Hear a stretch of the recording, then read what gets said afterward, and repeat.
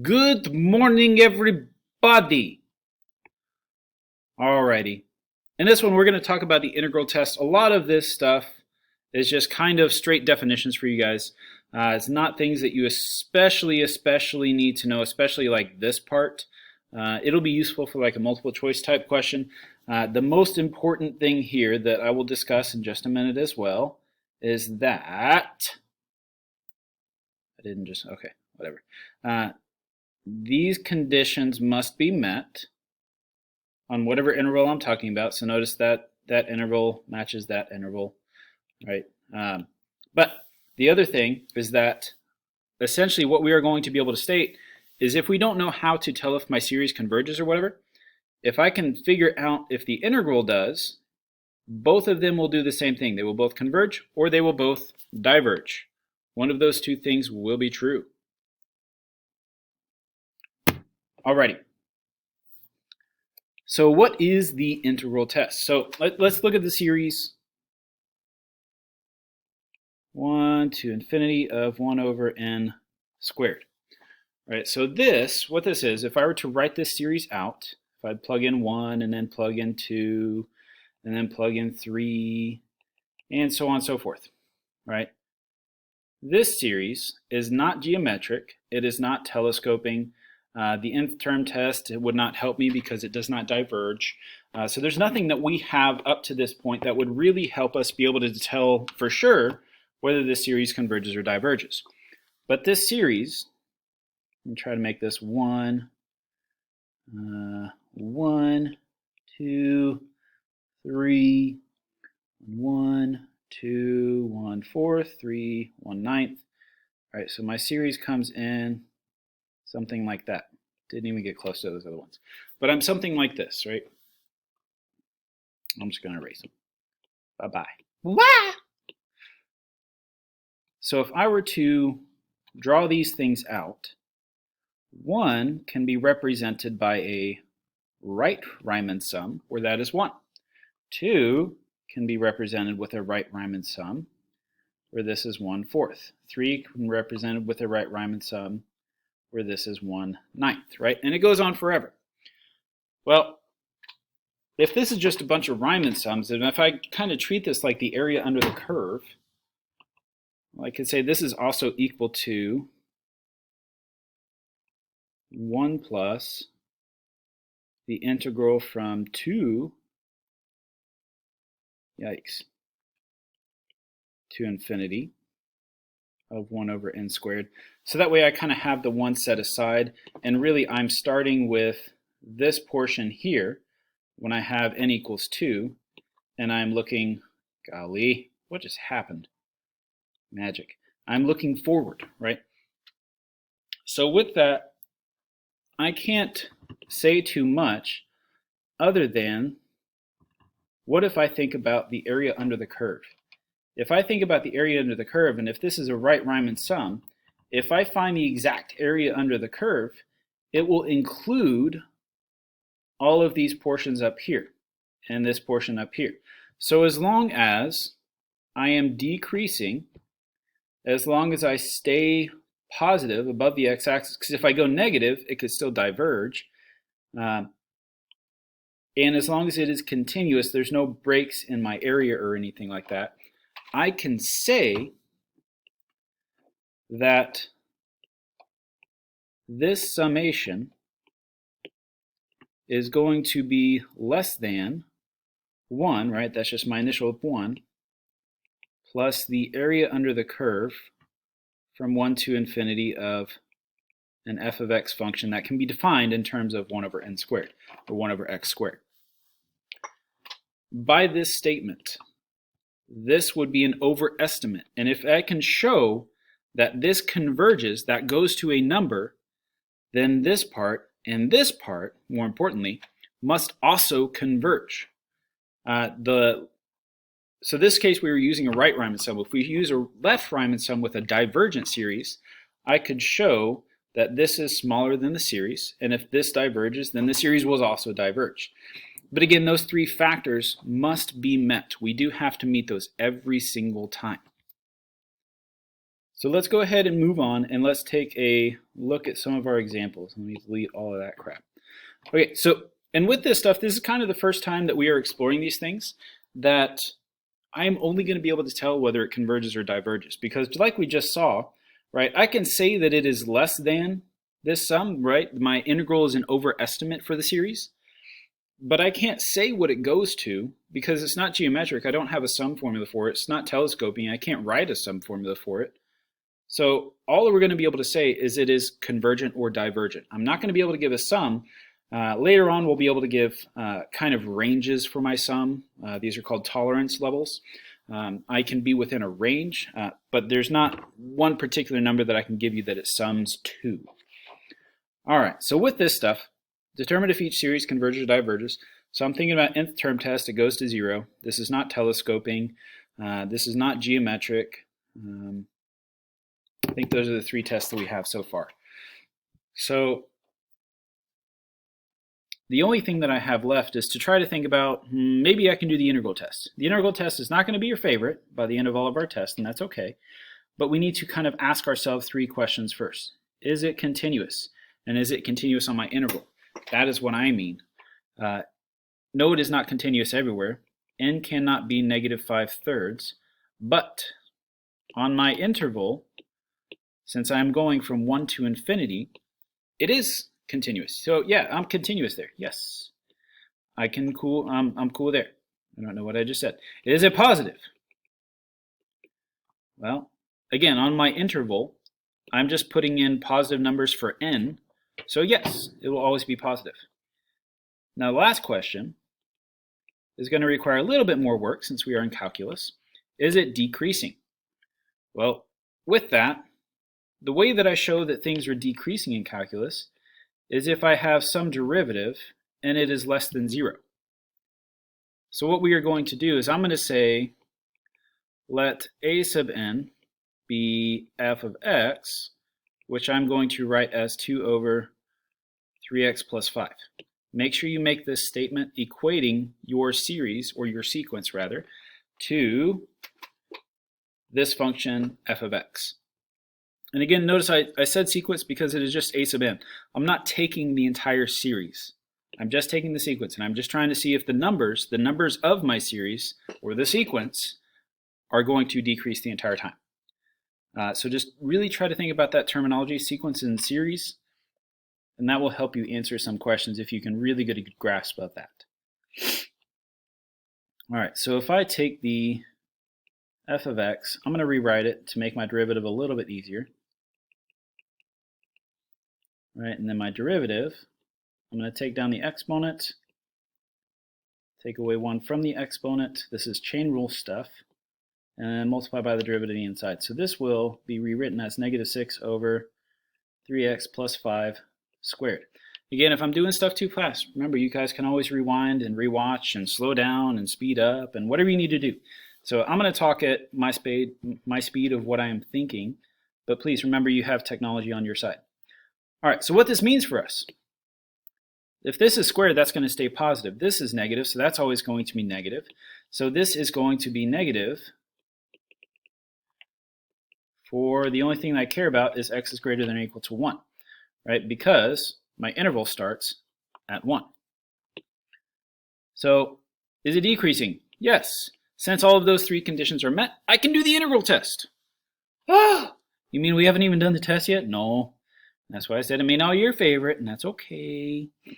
But what I can say is if I take the integral from 1 to infinity of f of x, which I would do 2 over 3x plus 5 dx, if I can show that this converges, so does my series. If I can show this diverges, so does my series. So our first step in all of this is to recognize that I have an improper integral. Without this step, you get none of the remaining points.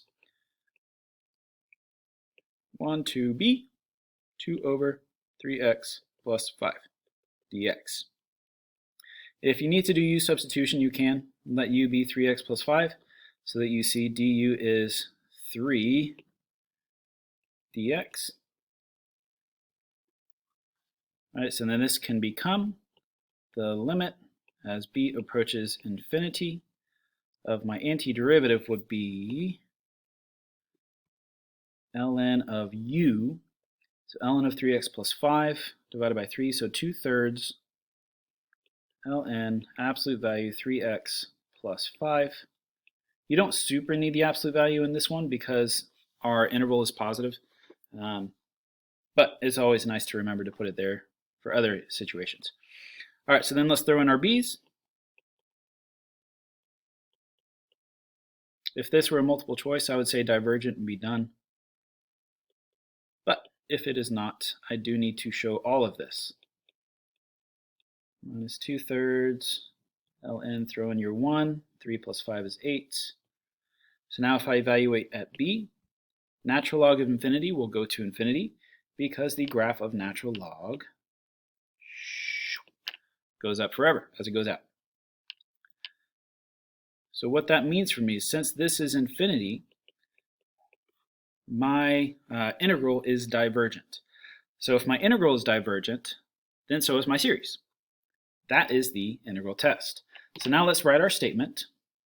So I'm going to say since f of x, I'm going to justify all three of these things, is continuous,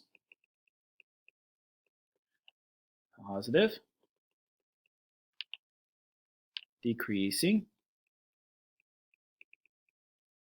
and the integral from 1 to infinity of f of x dx is divergent. The series diverges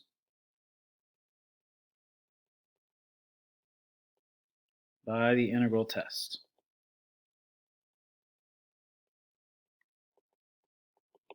Okay, so in our statement, this and this is worth 1 point. This is worth 1 point. This is worth 1 point. And this is worth 1 point. So count that up. That's 4 points. So with your statement, you need to make all of these things. Without stating that is continuous, positive, decreasing, I cannot use the integral test. Without stating that my integral is divergent, I cannot say anything about the series diverging. Saying the series diverging connects the two tests, or the test with my series. And then I state what test that I use. Our statement is important here. You got to have all 4 of those parts. This beginning stuff, this continuous, positive, decreasing, I'm not looking for that. I will not write that on my tests or on my quizzes or anything like that if I were taking the AP test because I have already thought about it. I'm just trying to take you through the steps of thinking about these things, and then you can make it in your last statement here. All right, let's move on. So with this one, am I positive? Let's see, natural log is always positive, n cubed is always positive on my interval. So yes, I'm positive. Am I continuous? N equals 0 is an issue, and that is the only issue, but that is not on my interval. So yes. Am I decreasing? Well, let's find out.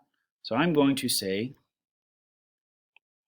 let a sub n equal f of x, which equals, I'm going to put in x for both of these things. All right, and then off to the side, I'm going to take my derivative and show that it is decreasing.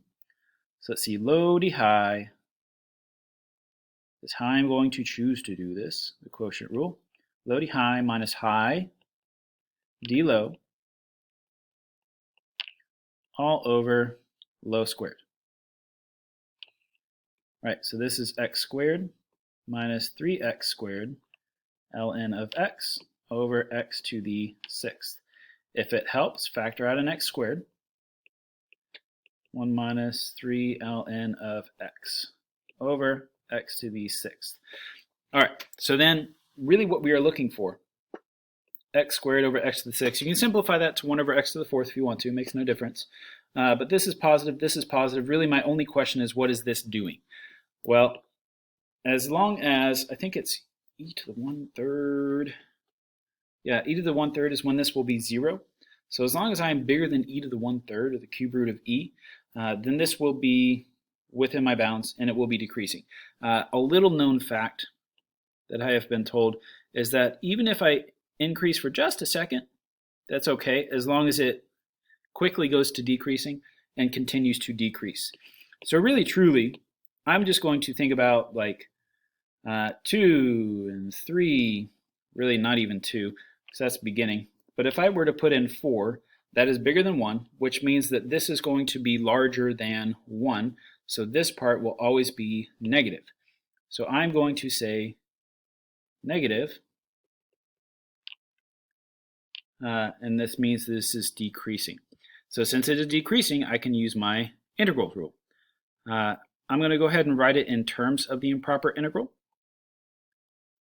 So limit as b approaches infinity from 2 to b of ln of x over x to the third dx. Now, this isn't u substitution, this isn't anything like that. This is one that I need to do integration by parts. So lucky us that we have learned it, right? Yeah, I know you feel lucky. I know you feel lucky. So let's say u equals ln of x. Then dv v equals 1 over x cubed dx. So du is 1 over x dx, and v is negative 1 over 2x squared. Yes. All right. So then I have uv minus the integral of v to u. So still a limit as b approaches infinity. Can't lose that limit until I evaluate. Of uv, so negative ln of x over 2x squared minus, and that is evaluated from 2 to b, minus the integral of v du. So I'm going to factor out that negative 1/2 and make this 1 over x cubed dx. 2 to b. Right. And I've already done that antiderivative, so I will just rewrite it, right? Because I said we did it right there.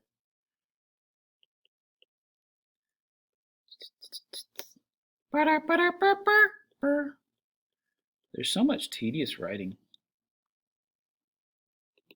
What do you make us do it then? That's just the name of the game. Okay. So there's where I'm at with the entire antiderivative, and then I'm going to be able to plug in b. I'm going to be able to plug in 2 and see what happens. So still, don't lose your limit until you evaluate. Negative ln of b over 2b squared minus 1 over 4b squared minus, plug in 2, so negative ln of 2 over 2 times 2 squared is 8, minus 1 over 4 times 2 squared is 16. And now we can plug in our b's. So in this first one, right, if I put in b as approaches infinity, that would be infinity over infinity. So that's an issue, right? But if I think about L'Hopital's and how that would look, that would be 1 over b and 4b. So now if I approach infinity, that's going to go to 0. They're not going to be necessarily looking for L'Hopital's. You can just do that in your head. So this is going to be 0 minus 1 over 4b squared as it goes to infinity is also 0 minus 0. And then these are just numbers, so plus ln of 2 over 8 plus 1/16. And hey, oh, that's cool. All that means for us is it goes to a number. If it goes to a number, then this is convergent. It is converging to that number. My integral is. Remember, this is not necessarily what the series is, and it's most likely not what the series is. But my integral converges to that number. So, here we go.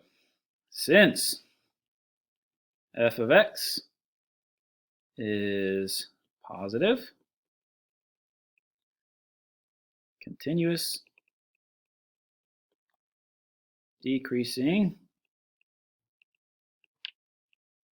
and the integral from 2 to infinity of f of x dx converges, the series converges by the integral test.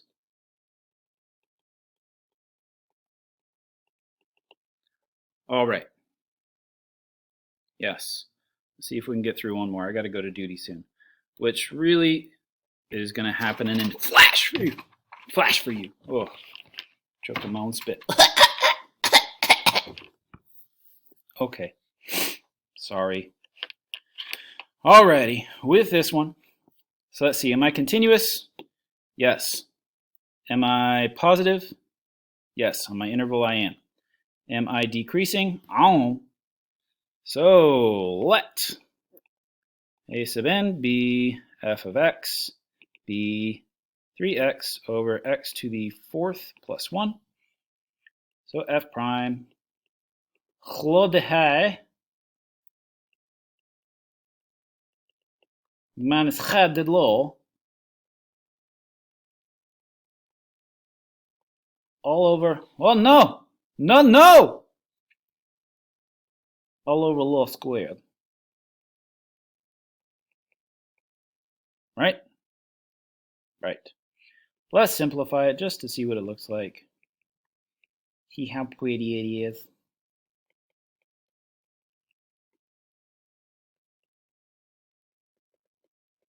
All right, so my denominator is always going to be positive, and my numerator is really my concern.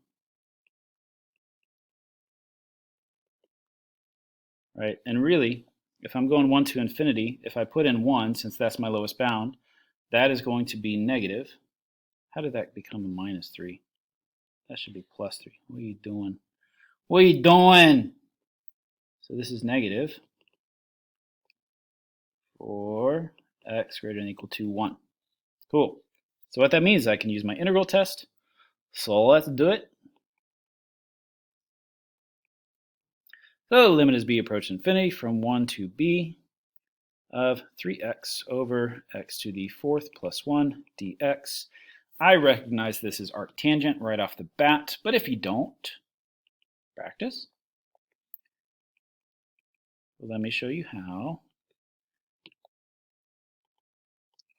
Oh, these are pretty. Was that Gollum? Something like that, right? Let's see, 1 squared and then b squared. So do notice, right? I got this question a lot. What are you doing? What the heck? Well, u is x squared, and if this is in terms of x, I need to rewrite it in terms of u. Don't forget you have to do that with u substitution. I'm going to factor out the 3 halves and make this 1 over u squared plus 1 du. Now it is definitely arctangent. So the limit as b approaches infinity of 3 halves arctan u. I'm going to leave everything in terms of u just to make my life easier so I don't have to resubstitute.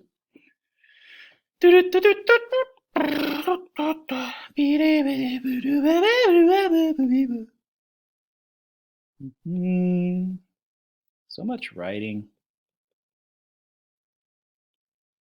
Minus 3 halves arctangent of 1, lest we not forget, as pi over 4. Right, and so then arctangent of b squared, as b approaches infinity, arctangent as it approaches infinity will approach pi over 2, that asymptote. So this becomes 3 halves times pi over 2 minus 3 halves times pi over 4. Do I care about simplifying? No. This is an overestimate anyways, since this is a convergent improper integral. So if this is a convergent improper integral, I am going to copy my last statement. Duplicate, because we need everything, right? The only thing that I need to check for really is the bounds. Right? So I have, since I am positive continuous decreasing, and the integral converges. The series converges by the integral test. Got to have all of those parts together there. Okie doke. Moving on. So question here, right? Am I positive? Yeah, because I'm putting in positive numbers. 1 is positive. 1, ln of 1 is 0. So am I continuous? No, I'm not.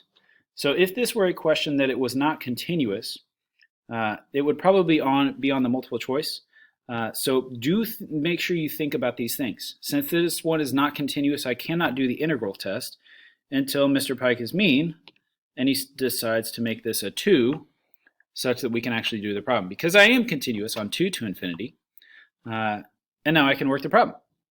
So I need to figure out, am I decreasing? Well, I'm going to let a of n be f of x be 1 over x root ln of x. So f prime,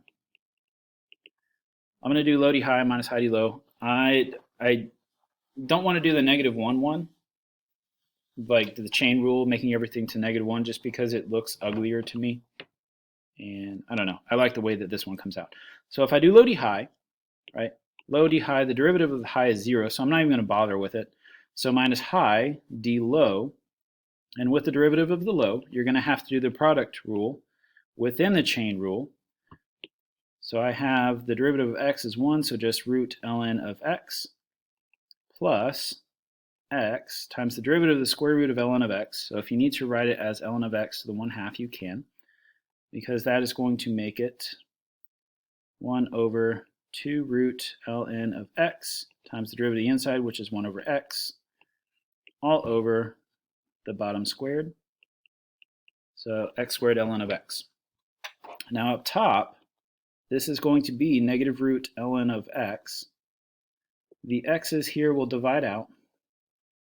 So minus 1 over 2 root ln of x all over x squared ln of x. And now thinking about my interval, if I'm going from 2 to infinity, this is going to be negative, this is going to be negative, this will always be positive.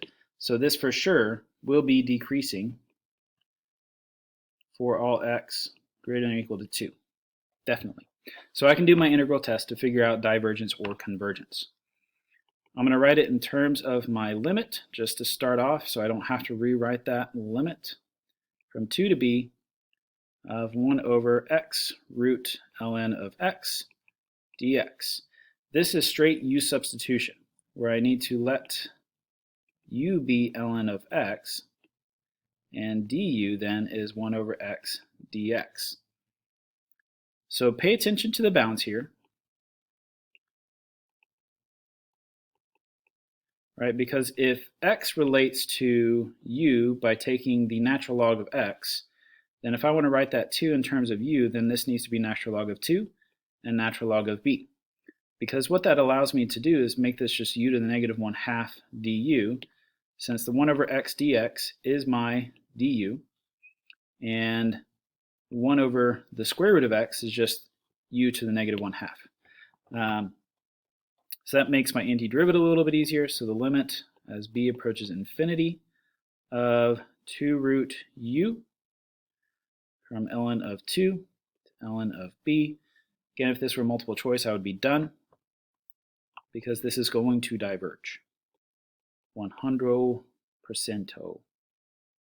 2 root ln of b minus 2 root ln of 2, right? Because as natural log goes to infinity, the outputs also go to infinity. So this is 2 times the square root of infinity, which will go to infinity, which is divergent. Since that diverges, I'm going to go up and copy this one.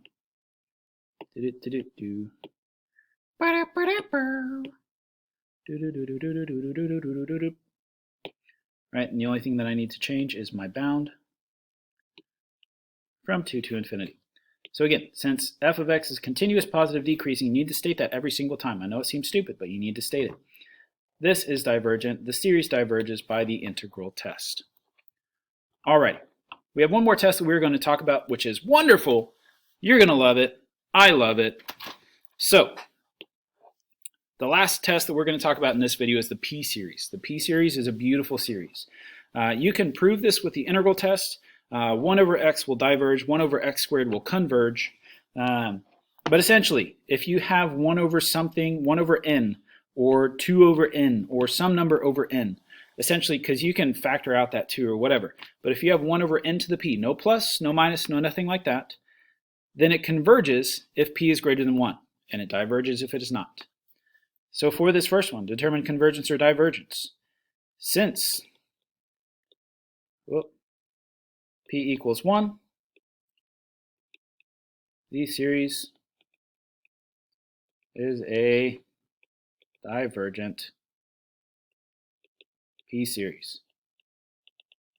So again, notice I am using the test. I am stating whether it's convergent or divergent, talking about the series in particular, and I am stating why I know that. What about this test tells me whether this converges or diverges? That one is worth 3 points. So hopefully you get a lot of those, right? All right, look, my n is, or my p is 3. So since, I don't like that C, p equals 3, which is greater than 1, the series is a convergent p-series. Right, and that's it. That's all you have to show on these things. So p-series are nice. They're wonderful. The only thing that sucks, right, is that, let's see, where was it? The first one that we did, this is not a p-series. This is not a p-series because of that plus 5. So if you have any plus minus, anything like that, not a p-series. We're going to learn something in the next lesson, which I believe is our direct comparison, that we will be able to compare this to a p-series and show that divergent with p-series, but not yet. Not yet. Not yet. So really, that's all you have to show with p-series. That's going to be your favorite test. You're going to fall in love with the p-series. Oh, I love the p-series. This is my best friend for my entire life. All right, that's all I got. Talk to y'all soon. Bye-bye!